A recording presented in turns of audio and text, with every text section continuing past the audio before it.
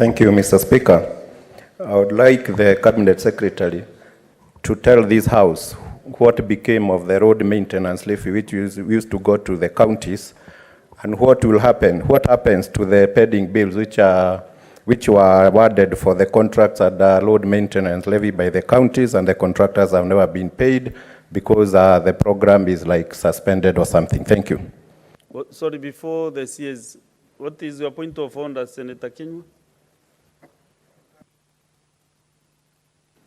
Thank you, Mr. Speaker. Your decision of two senators from this side and two senators from that side, Mr. Speaker, I am not challenging your decision, but it's obvious we are the majority, Mr. Speaker. We should be given 3 senators and 2 senators from the other side, Mr. Speaker. Yes. Proceed, Senator Bugwa. Oh, okay, then respond, yes. Mr. Speaker, it is not possible that any county incurred money under the road maintenance levy beyond a given financial year. Road maintenance levy is only capped for that financial year. So for the year that the county was given, that is the year they spent.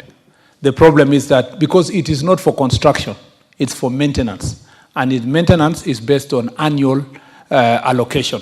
So it's not possible that there's a county that did the same. It would only have been possible if it was development money. I thank you, Mr. Speaker.